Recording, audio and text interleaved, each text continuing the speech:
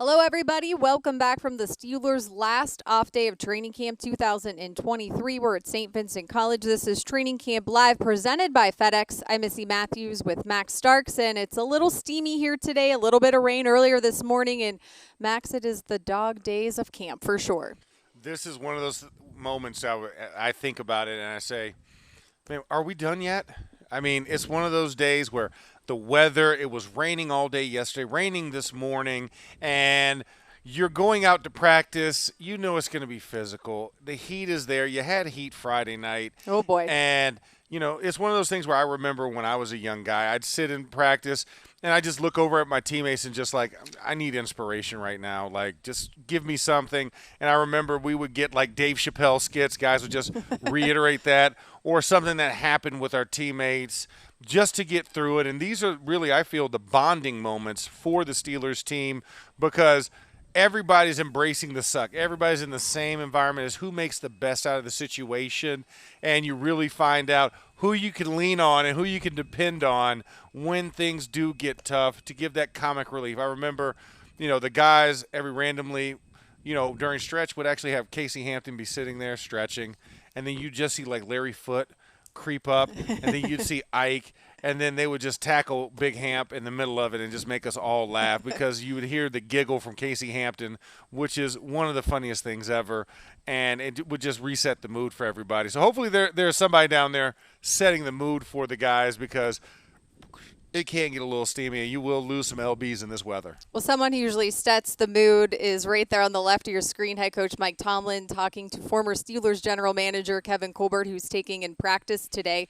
And, I think, too, it's practice today, practice tomorrow, and then if you did not know, the Steelers changed the practice schedule for Thursday. It's now a 1:55 practice opposed to the morning. So I don't know if that's good or bad for the players. They're probably thinking, hey, we could be home maybe by dinner. Well, the Latrobe 500 gets delayed just for a little bit of guys trying to get back, and that will be an open practice too, if I'm not correct. You right? are correct, yes. Yeah. So two more days after today, fans can still come out, and there's a great crowd considering, like you said, the steaminess, the rain, but it looks like it's holding out, and practice will be clear. Yeah, well, it was one of the things. It started out this morning. It was like, man, it was gray, it was miserable, and then as we progressed through the morning, I was like, oh, it's getting brighter. And Craig Wolfley, in Wolf fashion, goes, there it is. There's God shining on another Steelers practice. And so we do get that today. That's why I wore the bright yellow shirt today, to promote sunshine and happiness, even though in what I would consider miserable circumstances. You were okay, I guess, if it got rained out. You know what? I wouldn't be heartbroken. Right. I can just say that I could resolve myself to get over that emotional deficit by missing a practice out in the open. As we talked about this last stretch of the days, I think the good thing is, at least for the safety position, it feels like guys are getting healthy. And even, the secondary as a whole, Joey Porter Jr., who we did not get to see in that first preseason game. We saw him some on Sunday. He's down on the field today in pads as well with the rest of his teammates. So it seems like you got to get healthy at the right time, especially heading into the second game. And then the third, maybe that's when some guys get a chance to rest. But for young guys fighting for a job, you need to be healthy to be able to play. Well, and the second game especially, you're either building or you're trying to replace. And what I mean by that is you're trying to build on a good performance if you had a good one in the first preseason game against Tampa on a Friday night. And if not, you're replacing either a bad performance or a no performance. Keanu Neal, another guy I'm happy that's healthy out there. I want to see what Keanu has to offer for this team in live game action. I'm excited to see that opportunity, like you said, seeing Joey Porter Jr., DeMonte KZ potentially, as well, a guy who's been on the day-to-day list. So that secondary really needs to grow because we've lost a lot of bodies. I mean, guys got injured in the game on Friday, and we have some new guys that have come in. But seeing what that secondary can be, we know what the linebacking core can be. We know what the defensive line can be. Now let's see the complete picture for the defense and the secondary, getting healthy bodies out there, moving around. Patrick Peterson, who was who's a healthy scratch in the Mm-hmm. game. Obviously a vet of 13 years, so you're not going to put him in. But I Right. think you might see him in this game. So to see how he operates with that unit, and Levi Wallace getting a little bit more burn time as well at the corner position. You mentioned KEEANU Neal, who we just saw there. He spoke to the media today prior to practice and said he's all good, he's ready to go. And I think, too, for Minkah Fitzpatrick, he missed a chunk, a week, basically, of training camp for personal reasons. But then you come back and guys that you should be potentially playing with are hurt. So you're trying to, figure out how things are going to gel. And like you said, depending on what happens in the secondary, where does Patrick Peterson go? What position does he play? Well, it might depend right now on who's healthy and who can play. Yeah, and that's the biggest thing. The best ability is availability. First and foremost, the guys just haven't been available, but we're starting to see more and more guys come off the questionable list and get back to the healthy spot. And those two guys we see in the main screen, they're 90 and 97, healthy scratches as well from Friday night, right? And seeing what they can do, I would love to see them just for some type of time and purpose. I know what they both offer, so I don't want to see elongated times. I'm not asking them to play a half or anything like that, but if we can get a couple series with him and the rest of that first team unit, potentially the penciled in, I would even call it an invisible ink roster that Mike Tomlin put out there. You want to see just how they move with the guys, so you can start setting the roster as we get closer and closer to the regular season, and opportunities become less and less. Yeah, Cam told me on Friday during the game in Tampa he had that itch. It was okay to watch, but he has the itch to go out there and play. We saw some of Alex Highsmith, and then flipping over to the offense there, you see the wide receivers, Deontay Johnson and Allen Robinson, and it was exciting. We saw the series, and then they all kind of went away. So I think we all want to see a little bit more from that first team unit as well. Well, and this will be a great opportunity at home, right, against the Buffalo Bills. When you're talking about, okay, if we're going to have a good barometer test for this team, why not go against an AFC favorite? And it's also at home if you're going to actually give the starters that process of going through getting ready for a game in earnest. I mean, this is usually the third preseason game of the season. You see a full dress rehearsal, quote unquote. Well, now that we have 3 games, the second game is that dress rehearsal. So this would be a great opportunity to get all of those guys out there for at least a process. Would I love to see a 2-minute drill? Absolutely. After the last couple of days of seeing how the ones looked in the 2-minute drill, I would love to see that in a stadium just for the operational purposes for Kenny Pickett and for him to get the live reps of it. But I think for the offense as a whole, understand what the sense of urgency is. How do we move through this process? It was good to get the one series in, but I'm sure those guys wanted more opportunities to get out there because it just builds the gelling process that is required of an offensive unit to be on the same page. Well, and it's crazy. We talked so much heading into the first preseason game how different this experience was for Kenny Pickett, who was third on the depth chart in terms of quarterbacks. But I do remember that first preseason game last season when he got into the game and just how crazy fans went at Acrisure Stadium. I'm sure even more so this year, as you said, just to see the excitement that is surrounding him to hopefully take that year 2 jump that Coach Tomlin always talks about and the rest of the offense with all of these weapons. Yeah, the difference a year makes, and the difference really off-season makes for a rookie transitioning to a second year. You actually get time off. Yeah. They get to actually breathe because you have to think about it. From the end of their senior year in college or their last year in college, because we know we have a lot of underclassmen, he has not gotten a break. You go straight into combine training. You go straight into either a bowl appearance or some type of all-star game. Then you hit the combine. Then you hit all the team visits and meet and greets. And then you get to the draft. And then from the draft, you immediately fly to that city. You immediately get into the playbook. You immediately get into OTAs. And it's just like it's a nonstop carousel where you're starting to get kind of dizzy from riding around so much. And then you get to the offseason, you're like, whew, get to take that breath and relax a little bit.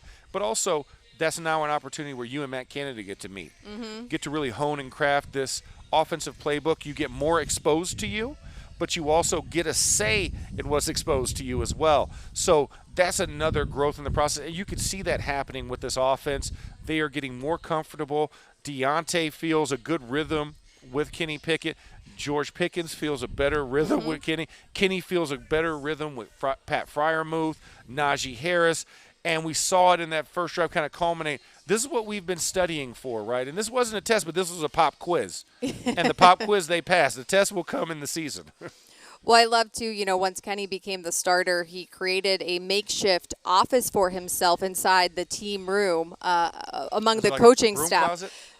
It was in the corner. He showed us kind of where it was, just brought over a desk and had his stuff there to help him get into a routine, was always there on Tuesdays, the players' day off. And then finally this offseason, he was telling us prior to the draft, he had basically a little hole in the wall created, an office, but not very big, and he said Minka comes in a lot. So those two guys are always watching film, helping each other get better. Not that that's surprising when you mix in Minka Fitzpatrick with Kenny Pickett, but yeah, just interesting, and as you said, he did take time off. He got married, he went on a honeymoon, and then he went back home to New Jersey and was catching and throwing with Allen Robinson and working with one of his new weapons as well. So as you said, just really trying to hammer down everything he needs for this year too. Yeah, it's been huge for him to process this, and what I've liked so far, he takes the extra step. He goes the extra mile, and that's indicative of what you just said, creating your own little makeshift office.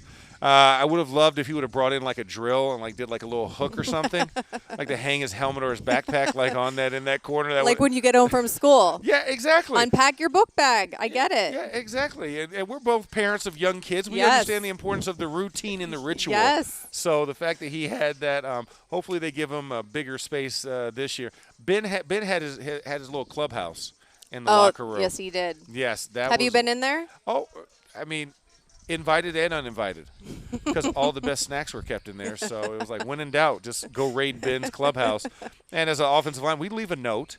Hey, thanks for the snacks. We were here. Yeah, we were here. Bring more of this, less of this. It became a request. But I remember when that first got created, because my locker was directly next to his.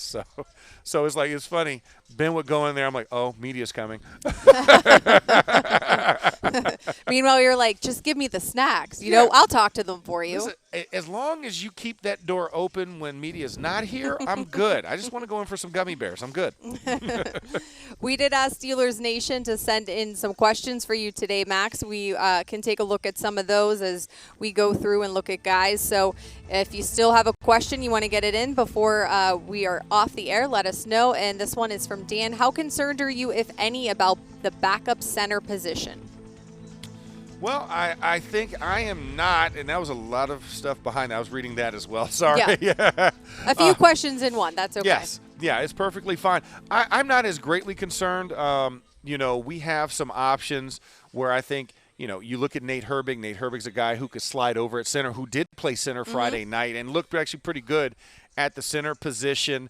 You always want to keep your main guy healthy as much as possible, but I know there's transition. Spencer Anderson's another guy that's kind of been working in some center snaps outside of McCollum and Green.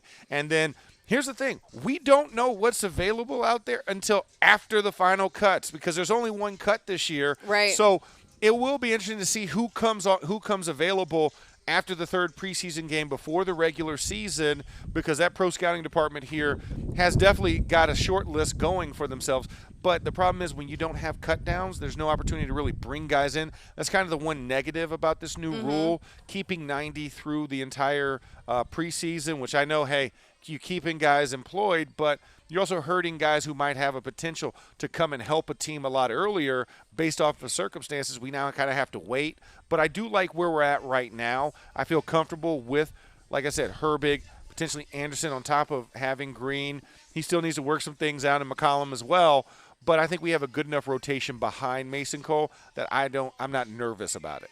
Okay, and just to go over some injuries from Coach Tomlin on Sunday, the Steelers, of course, were off yesterday. Nate Herbig, who you mentioned, said he possibly dinged up his shoulder in practice, and that KEEANU Benton, who got hurt in the game, was day today. So just a few to keep, on our radar. Injuries are not expected to be reported at this time, but Coach does mention them occasionally. DeMonte KZ was able to go back on Sunday. That's a good sign. He's in pads today.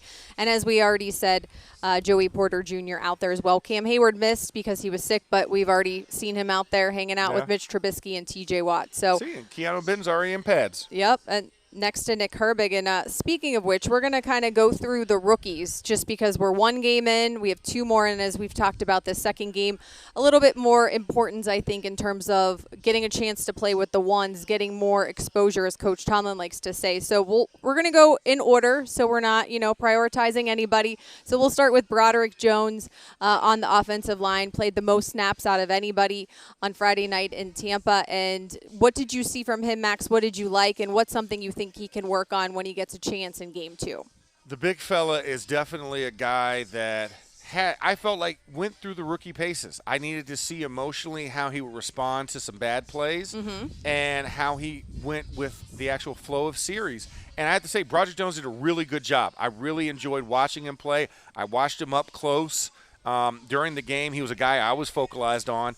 And one of the things I liked his recovery. Even when he got beat, he figured out a way to make sure to get his body in place even if his hands weren't. What he will have to continue to work on is ducking the head on contact. That's the one thing I have to say. Two-hand punching a lot, but the problem is when they get slapped down, you get stiff and your body naturally wants to bend, and he did get edged on the one play for the sack, but he did recover and jump on the ball when it got stripped. So he did not make a bad play even worse. And after that, I love the double teams he had on a couple of the run plays. He had some nice pass-offs. The first one, when they were running a twist where the defensive end came inside and the defensive tackle looped to the outside, the first one was a little rough, but after that, full punch extension, throwing the guy across the guard's face so the guard could easily pick him up. I thought he did a really good job with that. And his athleticism, he has great feet, and that's what really saves him even when he's wrong. So a great start for the rookie.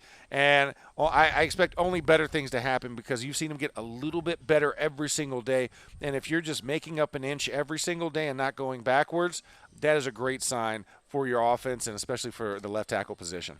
Can't get too high, can't get too low. And as we saw just a little bit ago, he was by Nate Herbig, who I had mentioned was dealing with some sort of shoulder from practice on Sunday. He is not in pads, so we'll keep an eye on that. As we said, as we're winding down training camp here at St. Vincent College. So we'll move to our next pick, and we actually got a tweet about Joey Porter Jr. just to get your thoughts on this as well as obviously, everybody very disappointed he wasn't able to play on Friday. I think, a lot of anticipation was there, but you have to do what's best. And do you think he will play this week?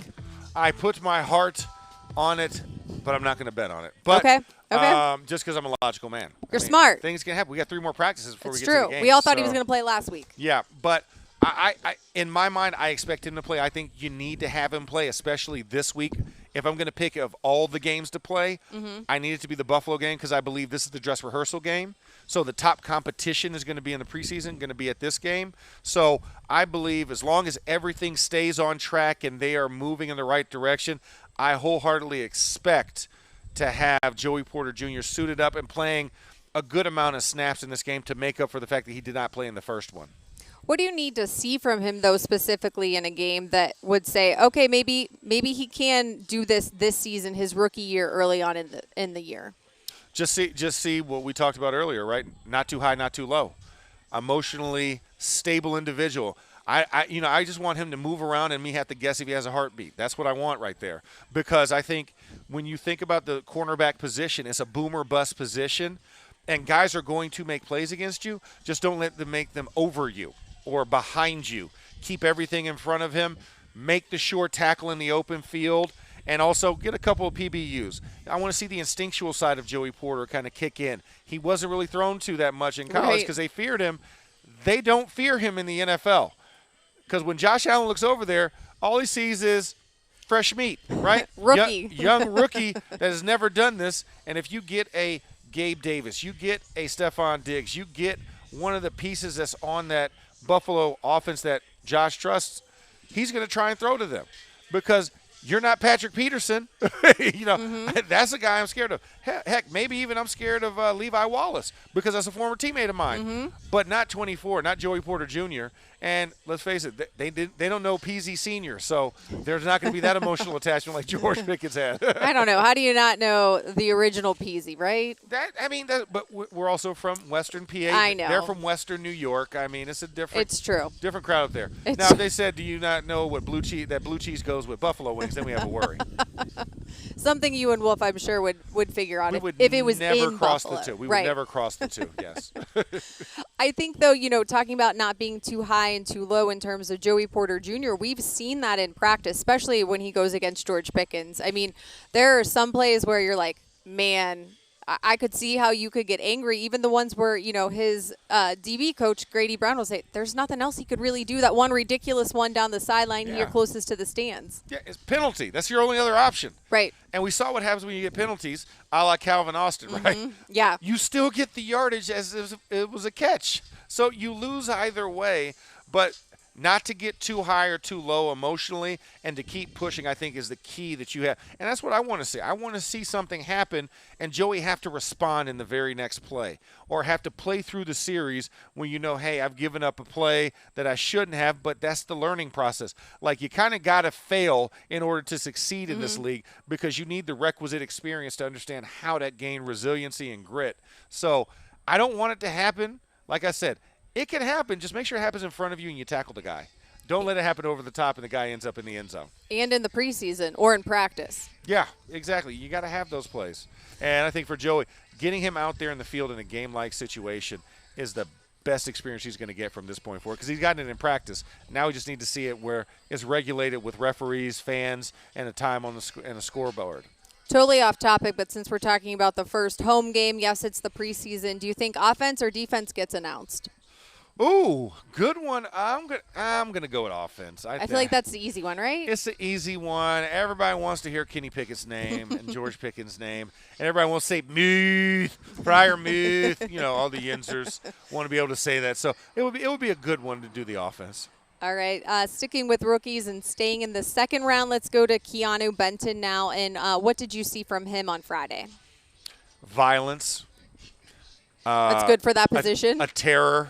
I mean, all the good acronyms for a defensive guy, which are pretty much all bad words in life. He displayed that. I mean, you saw the quickness. You saw his strength and his power and explosiveness.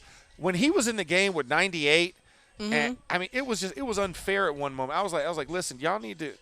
Can you bring an extra guy off the sideline? Like, they need literally 12 guys on the field because KEEANU Benton absolutely clubbed the center at one point and came through on the backside behind him and made a TFL in the backfield. He absolutely tore up other rookie Cody Mauk and drove him back into the lap of Kyle Trask.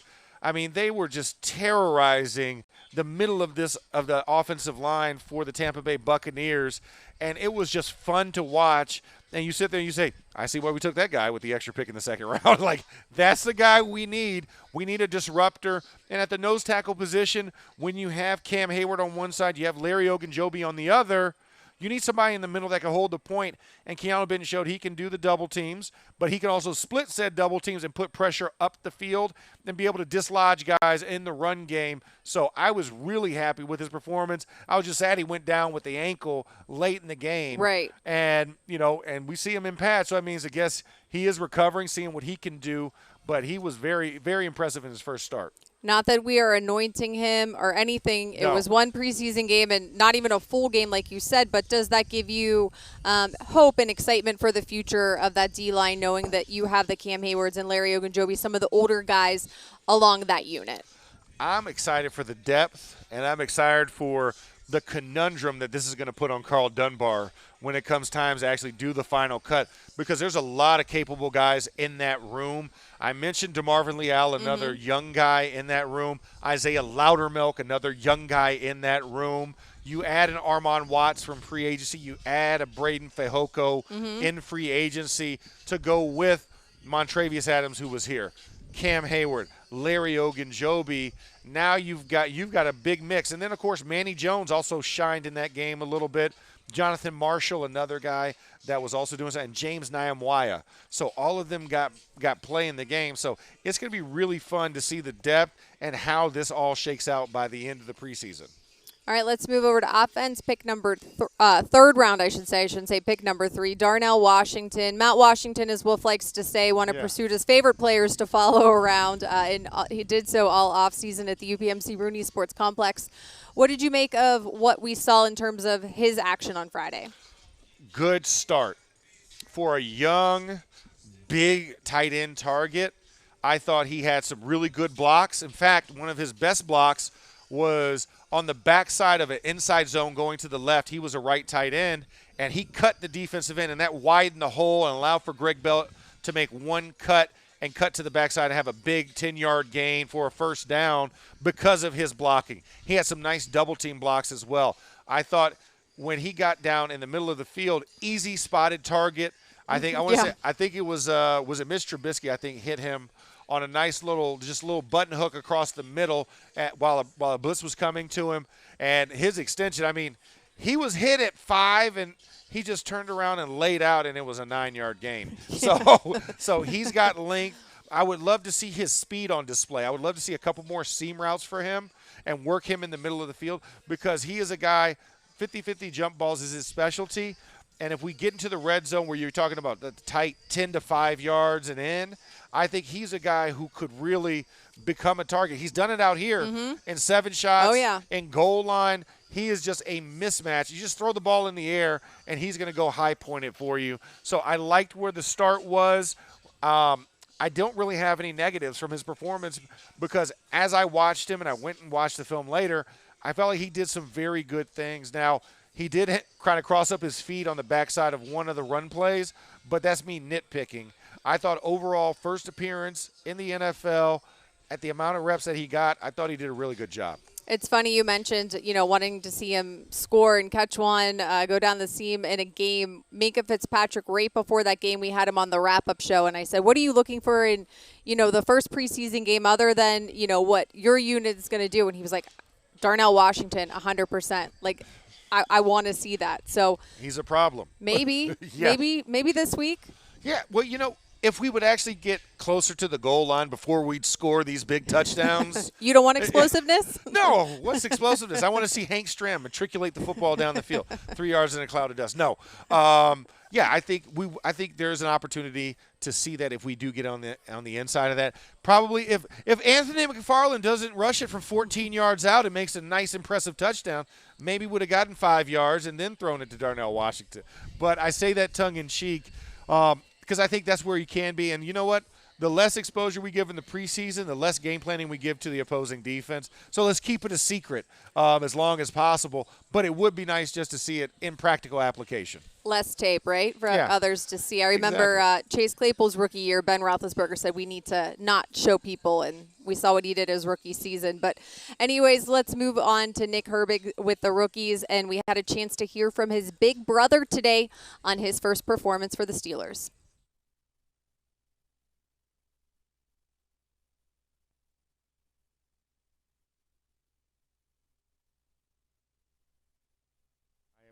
But you could probably give him some brotherly advice, right? Yeah, I could. And I think when I look at Nick Herbig, one of the things I really enjoyed was the fact that he was a pleasant surprise. Like, we were hearing a lot about his contribution on special teams, and it was on display. I thought he did a great job in the first half.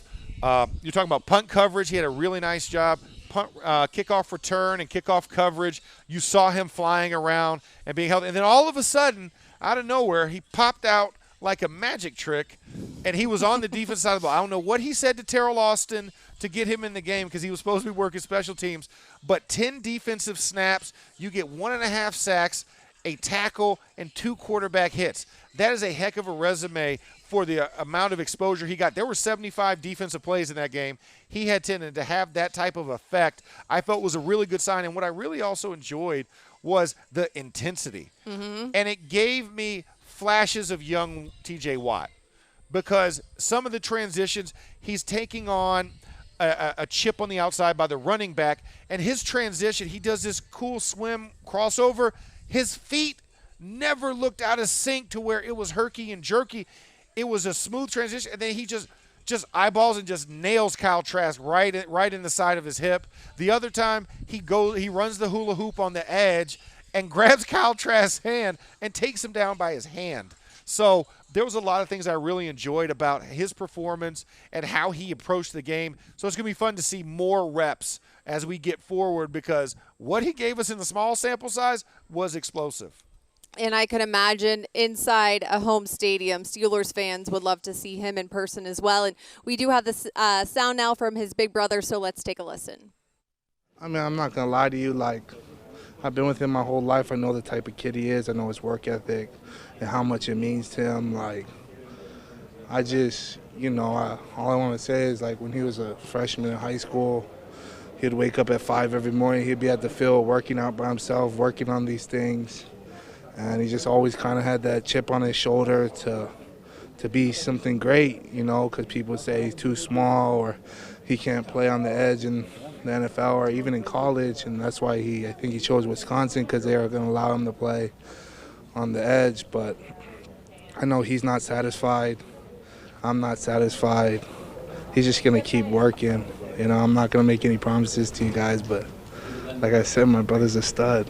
Did you know he was doing the T.J. Watt correspondence for a couple of years? Yeah. While he was still in Wisconsin? Yeah, I told him, when he got there, I was like, you're crazy if you don't just try and get in touch with T.J. Watt or do everything that he does, because he's the best in the game, I think. And my brother has a similar style of game, so they've had a great relationship for however long they've had it, but it's definitely impacted my brother tremendously. Not a bad guy to learn from and to be around all the time. Being drafted here, you could just tell. He said after the game, Max, you were talking about how jacked up he was, that he was meant to be a Steeler. He has black and gold running through his veins, and it was very evident. But, in terms of working with TJ, he's one of those guys that will, if you go to him, he'll help you. We saw the video from the Wisconsin Pro Day, TJ working off to the side with him with some different hand movements and things, and it can only help. I mean, listen, when you have a guy that's an all-pro defensive player of the year wanting to spend his time with you, you soak up every second. And what we could say and what I saw you could see some of those influences in his game style. The way that he bends the edge is very similar. The way that he works his hands and continues to practice his hands in pre-practice, all of that are little inklings of a tutor or a young Padawan learning from a Jedi Master of the sack. I think that's something that you can take away that influence is felt. And like Big Nate said, I mean, this is something that you'd be crazy not to take advantage of it, and he has cherished that. And also, you want to prove them right. Mm-hmm. Like, if I'm in the same room as a guy that's teaching me, I'm like, I'm going to go make all of his teachings valid for the rest of the world to see.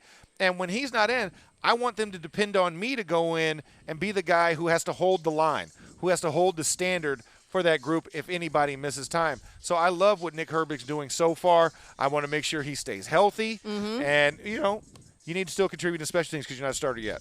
Right. Yes.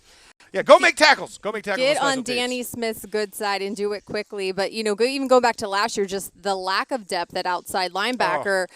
Yes, losing T.J. Watt is never a good thing, but it just really showed based on the players that were available and what they were dealing with in terms of game plans. Yeah, you had to go out and you had to go get quality guys, and you needed to draft someone to come in and be that rotational guy. And I think you hit with him. You bring in Marcus Golden, a savvy vet, a double-digit sack guy a couple times in his career, so you know he can provide quality depth and leadership and pass rush. And yeah, it got a little stressful last year when you lost T.J. Watt, but hopefully we can change that record. That if for whatever reason we do miss T.J. Watt for any time of the season, the record starts to go in a different direction because we have the depth on the defensive line and the outside linebackers to hold up the standard in TJ's absence. All right, we are not ending this show without talking about Spencer Anderson, somebody that, Max, you've been very high on and even got a little shout-out, from the coaches following his first performance on Friday. Yeah, this is my dark horse. This is the guy I picked out day one of camp, Missy. Spencer Anderson, I watched him at right tackle. And I was like, as I'm looking, I'm like, okay, let's see what the rookie right tackle has to do. And from that point forward, I've been a fan of his. His smooth footwork, his patience, his demeanor, all of the things that you're looking for in a veteran offensive lineman, you're getting in this rookie from Maryland. And then as I did the deeper dive to figure out just how experienced this kid was, understanding that he played multiple positions in college, understanding that he has his master's degree already. I see the commitment, I see the time management, I see the effort when you hear all of those things. And then he goes out there and he's moving between positions in game, not just in practice, because he also snapped at practice. He also played left tackle at practice. So he's played all 5 positions in practice. But then to go in a game and transition from right tackle, then go to left guard, then go to right guard in a game and get the second most snaps behind Broderick Jones. He got 37, Broderick got 49. And that shows a comfort level that the coaches had in him, that we want to keep this kid in there. And he didn't look out of place as he moved between the positions, which, as you think about a young guy not having a starting role available to him, you're going to have to get in where you fit in. My first start in the NFL was at left guard. And I played tackle for literally 99% of the rest of my career. But in a pinch, you have to be able to be versatile, and that's what I'm seeing in Spencer Anderson. He's showing that versatility that a lot of young offensive linemen have to be willing to do. Unless you're the first-round pick, drafted and moved up to the number 14 spot, he's only playing left tackle. We're not putting him at right tackle. We're not trying him at guard. He is a left tackle that is a left tackle. Anybody after that, get in where you fit in. Listen, I'm just trying to get in a position where you actually give me a helmet on game day. I'll play guard. I'll snap at center. I'll do whatever you tell me to do. I'll play short yardage, goal line, and tight end. I don't care. Just get me in the game. Give me the helmet. And that's what Spencer Anderson brings. And there's no high emotional thing with him. He just goes out, does the job, and he's pulseless, which I love, which you need at tackle. You have to have that short-term memory loss. You can't get like a Richter scale and go up and down with emotions. Just be nice and flatlined. And that's what he gets. He's silky smooth and ice cold. All right, Max. Well, thanks so much for all of your insight today. That's going to do it for this edition of Training Camp Live presented by FedEx. The Steelers are about to begin their team portion. Don't forget to join Wolf and I following practice for Training Camp Wrap-Up. We'll see you then. Have a great day, everybody.